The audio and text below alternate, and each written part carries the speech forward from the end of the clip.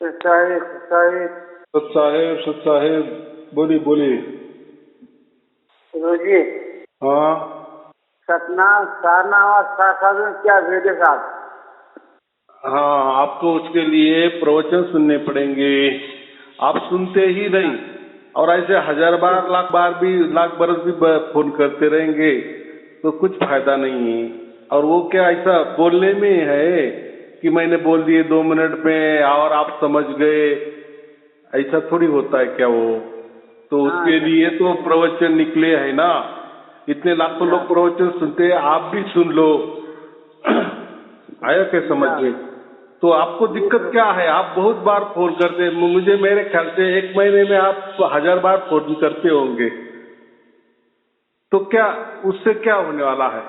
और आपके अगर आपको चाहत है कि फोन पर बता देंगे तो ये फोन पर बताने वाली बात नहीं है। उसके लिए प्रवचन निकले हैं, वो आराम से सुने। सब कोई अलग नहीं है। देखो ऐसा होता है, जो भी ये जो गुरुआ लोग होते हैं ना, वो उनके उनके दिमाग से कोई भी पंथ निकाल लेते हैं, उसको कोई भी नाम देते हैं, कोई संप्रदाय निकाल लेते हैं। हाँ बराबर बराबर। तो उसमें फिर वो ऐसे अलग थलग नाम दे देते हैं कि भाई ये अलग है, वो अलग है, ये अलग है। माने हम दुनिया के ऊपर बहुत होशियार लोग हैं ऐसे दिखलाते हैं, और मेरे जैसा फिर ज्ञान पूरे दुनिया में किसी के पास नहीं है। इसीलिए वो ऐसे बोलते हैं कि सारनाम अलग है, सतनाम अलग है, सार शब्द अलग है। तो देखो ऐसा कोई बात नहीं है, सब एक ही है और वो किसके पास नहीं है। अगर वो ऐसे कहते ना ये अलग है वो अलग है, उसका मतलब उनको कुछ भी मालूम नहीं, कुछ भी मालूम नहीं, कुछ भी मालूम नहीं। बराबर? ये समझना चाहिए। तो ऐसा है, ये कोई ये जो आप बोल रहे हैं ना, तो कोई है ऐसे कोई पंथ है, संस्थाएं है, बोलते ये अलग है वो अलग है, धर्म ग्रंथ के दाखले देते हैं। तो कैसे है? बात ऐसी है जैसे श्री कृष्ण है, देखो कोई उसको कृष्ण कहता है, कोई उसको हरि भी कहता है, कोई उसको गोपाल भी कहता है, कोई रणछोड़ भी उसको कहता है, कितने नाम है।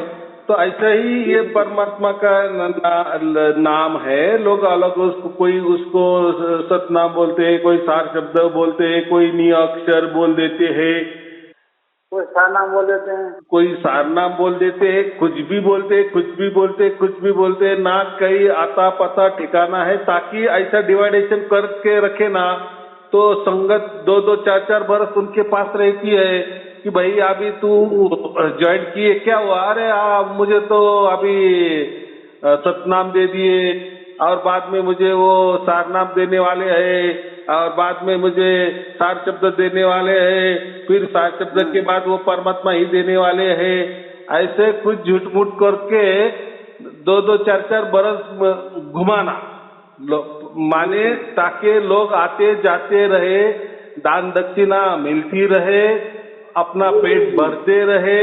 ये सब बड़ा कारोबार है एक प्रकार के। ऐसा समझो कि ये बड़े बड़े आध्यात्मिक संस्था है ना, ये कोई धर्म जागृति वाला काम नहीं कर रहे। तो ऐसा समझो कि वो बड़ी बड़ी कंपनी बन गई है, व्यापार बन गया है। और देखो अभी आपने कितने धर्म ज्वाइन किए या किसी संस्था को ज्वाइन किए मुझे मालूम नहीं है, लेकिन आप जाओ, हर एक संस्था में जाओ, आपको अलग थलग अलग थलग अलग थलग बस एक दूसरे को ही नीचा दिखाने का काम करते हैं। बराबर? हर धर्म ग्रंथ भी, बराबर बराबर बराबर। जितने भी धर्म ग्रंथ भी लिखे हैं, तो जिसका धर्म है वो दूसरों धर्मों का नीचा दिखाता है, और वो धर्म ग्रंथ में भी उसका जिक्र करता है कि हमारा ही धर्म श्रेष्ठ है, बाकी धर्म सब कुछ गलत है, बकवास है, झूठ है। ऐसे हर लिखते हैं और एक दूसरे को काट छाट करते हैं। लेकिन स्वयं जिसको परमात्मा का ज्ञान होता है वो कोई काट छाट नहीं करता। बराबर?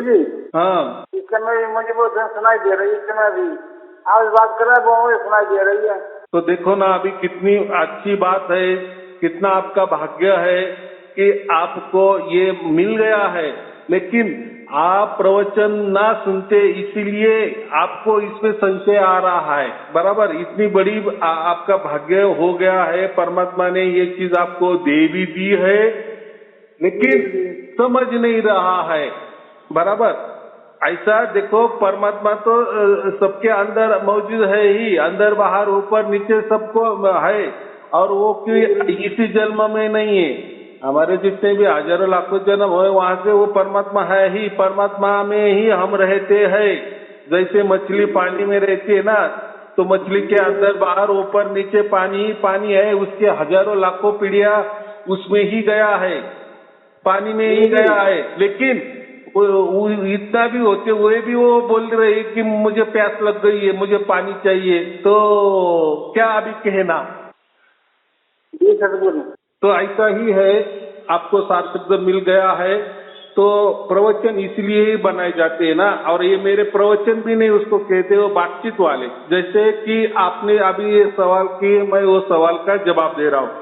ऐसे मेरे हजारों प्रवचन हो गए हैं, यूट्यूब पर है, फेसबुक पर है, और उसमें आपने जैसा ये सवाल किए ना, ऐसे अलग अलग लोगों ने सवाल किए, उसके ऊपर मैंने जवाब दे दिए हैं। लेकिन मेरा तरीका एक थोड़ा अलग है। मैं ऐसा नहीं किसी ने फोन कर दिए और कोई भी सवाल उठाए और मैंने उसके ऊपर जवाब दिया, ऐसा नहीं। मैं पहले क्या कहता हूँ, आपको भी मालूम है ना, कि पहले व्हाट्सएप पर आपका सवाल लिखो, फिर हम उसको बोलते हैं कि पहले आप प्रवचन सुनो, सार शब्द की प्राप्ति करो, चाहे फिर 1 बरस लगे 2 बरस लगे, पूरे के पूरे वीडियो सुनो। अगर आपको सार शब्द की प्राप्ति हो गई या नहीं भी हुई, लेकिन आपने पूरे वीडियो भी सुन लिए, फिर मुझे बातचीत करो, फिर मुझे सवाल उठाओ। बराबर कि नहीं? हाँ, नहीं तो ये क्या होता है, स्कूल में हमने दाखिला भी नहीं दिए तो हम पूछने लगे ये स्कूल करने से क्या फायदा होगा, इससे नौकरी मिलने वाली है क्या, अगर मिल गई तो मुझे लोग छोकरी देंगे, फिर मुझे बच्चे पैदा हो जाएंगे, फिर मैं संसार करूंगा। अरे भाई, पहले तू दाखिला ले, बराबर, पहले पूरी स्कूल कर ले, बाद में नौकरी की बात कर, फिर छोकरी की बात कर। हाँ बोलो। गुरु जी बोलो। मुझे तो पूर्ण विश्वास है आप सतगुरु के वचन बन हो, आप मुक्ता मरिया, मुझे विश्वास है। गुरु जी मुझे अपने शहर में ले लो, मुझे अपने शहर में ही रखना गुरु जी। हाँ, ये हुई ना बात, तो बात बराबर है। तो देखो, अभी ऐसा है ना, आपने जैसा मुझे गुरु मान रहे हो, बराबर, तो गुरु जो आज्ञा करता है ना, उसके ऊपर अमल करना चाहिए। अमल माने क्या, कि जो बताते हैं कि अभी मैं देखो, बाकी गुरु के पास तो भी बहुत सारे बंधने होते हैं, आटा होती है, छत्ते होती है, उनके यहाँ आना पड़ता है, जाना पड़ता है, खर्चा करना पड़ता है, और प्रवचन भी उनके यहाँ जाके सुनना पड़ता है, या प्रवचन भी देते हैं तो सामने वाला कोई पूछने वाला नहीं होता है, वही बक बक बक बक करते रहते हैं, हम सुन के चले आते हैं और हमें मन में फिर हमारे और सवाल पैदा हो जाते। तो यहाँ वैसा नहीं ना, यहाँ डायरेक्ट काम है। माने आप पहले प्रवचन सुनो, सार शब्द की प्राप्ति भी कर लो, अगर सार शब्द की प्राप्ति नहीं हुई, परमात्मा को पहचान लो, परमात्मा को समझ लो, और उसके बाद मुझे फोन करो, फिर जो चर्चा होती है ना, उसमें परमात्मा होता है, ऐसा समझो। बोलो। मेरा नाम लिख लो, आप मुझे अपनी डायरी में मेरा नाम लिख लो जी, अब मुझे छोड़ना मत दो जी। एकदम बात बराबर है। देखो, अभी तो आपने मुझे मोबाइल लगाया ना, फोन लगाया ना, तो उसमें व्हाट्सएप नंबर होगा ना, तो व्हाट्सएप नंबर में ये काम करना चाहिए। ऐसा देखो, ऐसे हजारों लाखों लोग जुड़े हुए हैं, किस किस का हमारी टीम ख्याल रखेगी।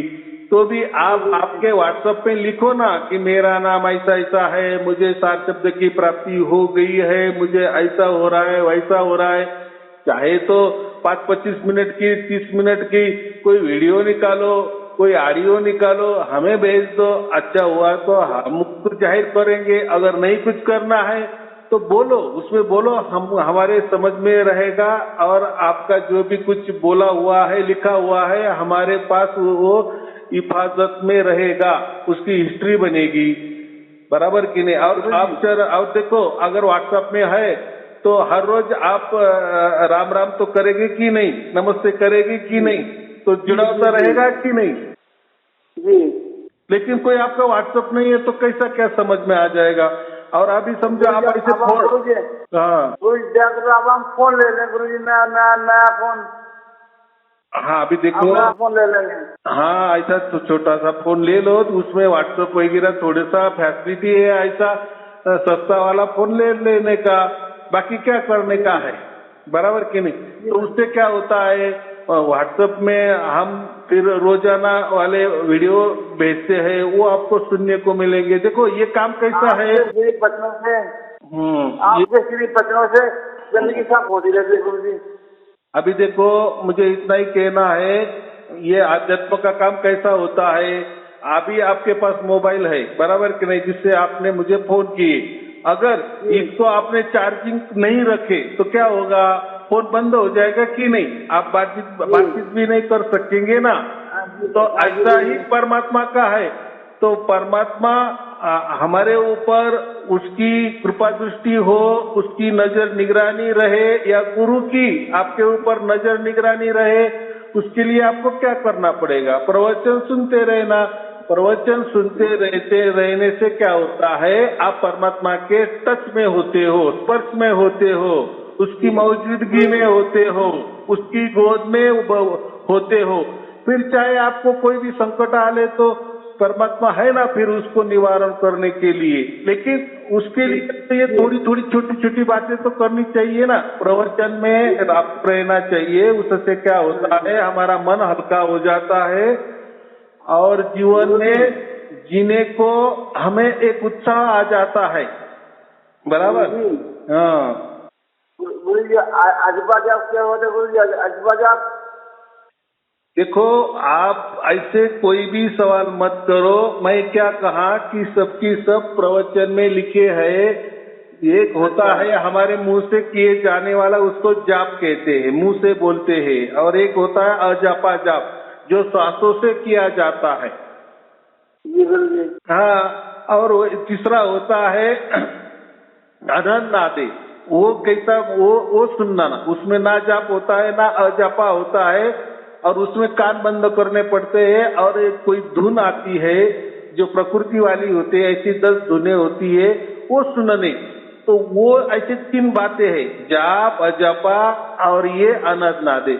तो ये तीनों में भी परमात्मा नहीं है ना। जाप में, जाप तो जाप के लिए कोई तो भी मंत्र चाहिए, तंत्र चाहिए, और मंत्र तंत्र तो यही के बने हैं, प्रकृति में ही बने हैं, प्रकृति भाषा में ही बने हैं, किसी धर्म ने बनाए होंगे, किसी पंथ ने बनाए होंगे, किसी गुरु ने बनाए होंगे, या यही इसी भाषा में बनाए होंगे, यही की जो लोकल हजारों भाषाएं है उसमें बनाए होंगे। वैसा अजपा जाप, वही जो मंत्र है वो श्वासों से जपना, तो उसमें कोई नई बात है। और वही जो जाप ज्यादा हो जाता है, अजपा ज्यादा हो जाता है, उसकी धुन तैयार हो जाती है, वो हमारे मस्तिष्क में बैठ जाती है। तो फिर लोग उसको सुनते हैं शांत जगह जाकर, फिर वो जो आपने मंत्र का जाप किया वही मंत्र ऑटोमेटिक फिर चलता है, उसको अनहद नाद बोलते हैं हम। तो बात ऐसी है कि इसमें कोई परमात्मा नहीं है, ये सब प्राकृतिक चीजें हैं, बराबर। तो ये प्रकृति में कोई परमात्मा नहीं होता। परमात्मा ये सगुण, साकार और निर्गुण निराकार के परे होता है, बराबर। और ये जो परमात्मा होता है ना, वो हमसे नहीं प्राप्त किया जा सकता, ना कोई मंत्र से, ना जाप से, ना अजपा से, ना कोई उसके ध्यान करने से।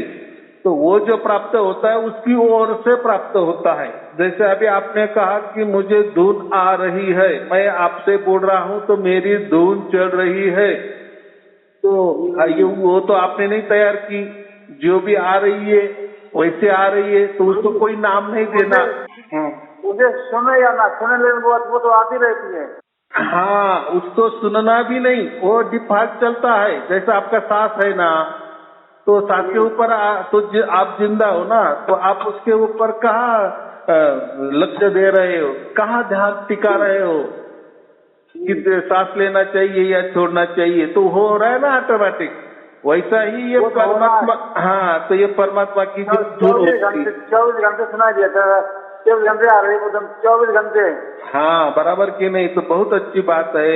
आपको सारी शब्द की प्राप्ति हो गई है, और वो ये जो प्राप्ति हो गई ना, उसके लिए आपने कुछ भी नहीं किया है, वो परमात्मा की ओर से आई है, आपकी ओर से नहीं, आपके कष्टों से या आपके प्रयत्नों से नहीं, बराबर।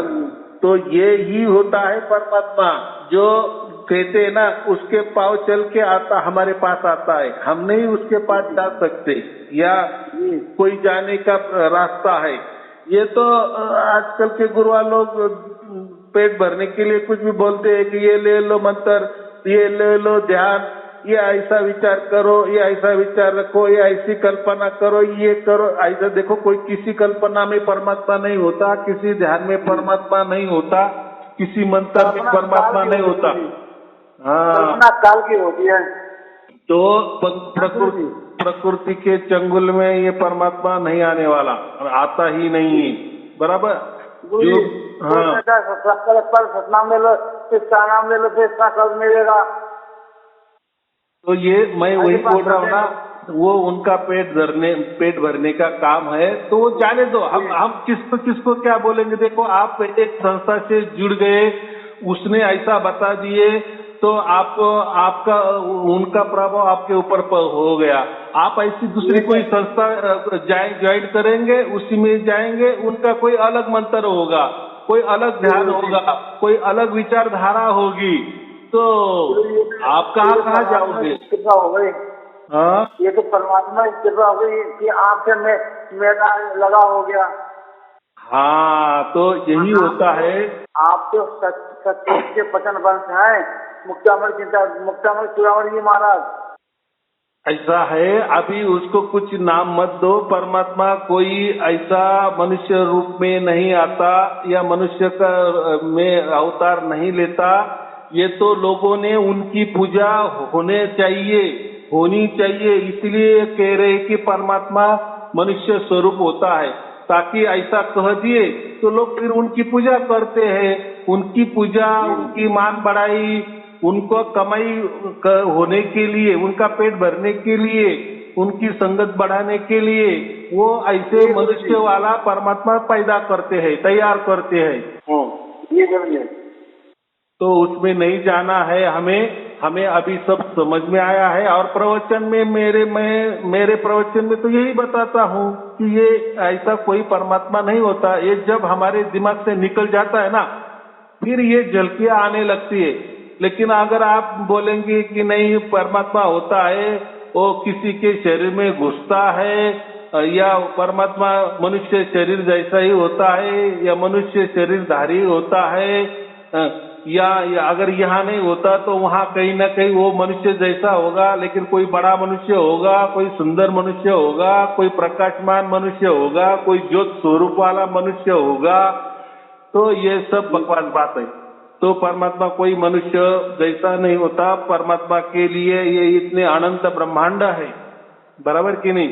तो वो क्यों मनुष्य के लिए आएगा, और क्या लेना देना है। तो ऐसा है, हम जो भी जी रहे हैं हमारे कर्मों के वजह से जी रहे हैं। जैसे हमने कर्म किए, उसके भुगतान के लिए हमने जन्म लिया है और भोग रहे हैं, बराबर कि नहीं। परमात्मा का उसमें कोई लेना देना नहीं है। फिर परमात्मा का लेना देना किस लिए है, बराबर। तो हमें इसमें से बचाने के लिए कि अभी ये प्रकृति में अगर हमें परमात्मा नहीं मालूम हो गया, परमात्मा की पहचान नहीं हो गई, कि अगर परमात्मा की कृपा दृष्टि हमारे ऊपर नहीं हुई इस जन्म में, तो फिर हमें अगला जन्म तय है। फिर कोई भी कैसा भी हो सकता है, माने 84 लाख योनि में आना जाना हमारा रहेगा। इससे छुड़ाने के लिए परमात्मा की जरूरी है कि हे परमात्मा, अभी हमें ये 84 लाख योनि में नहीं जाना है, बराबर। मुझे सतलोक में जाना है। हाँ, तो वो परमात्मा का जो ठिकाना है उसको हम सतलोक कहते हैं, बराबर। लेकिन उसमें क्या होता है, ये लोग क्या गुरुआ लोग बताते हैं सतलोक। लोक आए माने कोई वहां भी जैसा लोक होगा, जैसा ये हमारा पृथ्वी लोक है, मनुष्य लोक है, तो वहाँ भी कोई सतलोक वहाँ होगा, कोई सत्यवान लोग वहाँ रहते होंगे, इसीलिए उसका नाम सत्यलोक कहा। लोक माने मनुष्य। जहाँ भी मनुष्य आ गए, फिर 4 पैर वाले आ गए या 4 हाथ वाले भी आ गए, 10 चेहरे वाले भी आ गए, तो ऐसा कोई मनुष्य सत्यलोक नहीं होता। वहाँ ये बातें ही नहीं, वहाँ ये संसार। देखो अगर लोग वहाँ होंगे तो फिर लोग होंगे तो फिर स्त्री भी होगी, पुरुष भी होगी, फिर वहाँ बच्चे भी पैदा होंगे, फिर वो पूरा संसार ही होगा ना वो तैयार, संतान उत्पत्ति होगी। फिर यहाँ संसार कर रहे, ये क्या अच्छा नहीं है क्या? वहाँ जाके थोड़ी बहुत अच्छा होगा क्या? तो ये क्या है? मनगढ़ंत कहानी है, मनगढ़ंत कहानी है। कबीर साहब ने ऐसा कुछ नहीं कहा। वहाँ तो उन्होंने ऐसा कहा है, वहाँ नहीं धरती, ना आकाश, ना हवा, ना पानी, ना प्रकाश, ऐसा ही कहा है कि नहीं? ना पेड़ है, ना पौधे है, बस वहाँ क्या है? बस हम और परमात्मा है। लेकिन हम माने ये हम जैसा अभी शरीर हमारा है ऐसा हम नहीं है, और वहाँ भी वो परमात्मा है कि हमारा जैसा कोई अलग इंसान है तो उसको हम परमात्मा के जैसा नहीं है। बस हम और वो परमात्मा, बस उसके सिवा कोई नहीं है। बराबर माने आप गए तो आपको वहाँ वैसा ही लगेगा, बस पूरी की पूरी शांतता, पूरी की पूरी शांतता, बराबर। और परमात्मा और आप बस बाकी कुछ नहीं। जैसा मैं गया, तीसरा गया, चौथा गया, तो उसको वहाँ ऐसा लगता है कि मेरे सिवा यहाँ कोई नहीं है। क्या लगेगा? मेरे सिवा यहाँ कोई नहीं है। लेकिन हर कोई रहेगा, जो भी जिसको भी सार शब्द की प्राप्ति हो गई या जिसको भी मोक्ष मिला है, वो सब वहाँ रहते हैं, लेकिन एक दूसरे को दिखते नहीं है। वहाँ कोई लेना देना ही नहीं हो रहता है ना, वहाँ कोई संसार ही नहीं होता ना। संसार ही नहीं है तो फिर लेना देना या देखना या कोई राम राम करना या श्याम श्याम करना, मिलना बैठना की बात ही नहीं ना। सतगुरु जी, हाँ, ये सब जो है वो आपने वीडियो डाल दी, नकली शब्द सुनाई थी, उससे मिलती जुलती धुन आ रही है। वो देखो, वो कैसे भी आए आ गई ना, आपके प्रयास से नहीं आई ना, आपके प्रयत्न से नहीं आई ना। इस समय बहुत तेज आ रही है, इसमें बहुत तेज आ रही है, सुना दे रहा सर, आपसे बात कर रहे हैं तो बहुत तेज आ रही है। ठीक है, जो भी होगा, लेकिन जो परमात्मा होता है ना, इतना तकलीफ देव नहीं होता है। वो बराबर जैसा आना चाहिए वो परमात्मा बराबर उसके हिसाब से आता है। कम आता है, ज्यादा आता है, 1 पल के लिए आता है, 4 घंटे के लिए आता है या 24 घंटे आता है, कभी आता है कभी नहीं आता है। आपने पहचान कर लिया, आपको समझ में आ गया, आपको समझ में आ गया कि यही परमात्मा होता है, बस बस बस आप मोक्ष के अधिकारी बन गए। इतना ही होता है, बाकी कुछ नहीं होता। बाकी जो होता है। गुरु जी धन्यवाद, सदगुरु जी, आप चरणों की धूल। हाँ, बराबर है। मुझे आप घर में बना रखना हमेशा, मुझे दृष्टि बनाए रखना गुरु जी। हाँ, ठीक है, कोई चिंता की बात नहीं है। आपको और आपके परिवार के लिए शुभ आशीर्वाद। सत साहेब जी, सत साहेब जी, सत साहेब।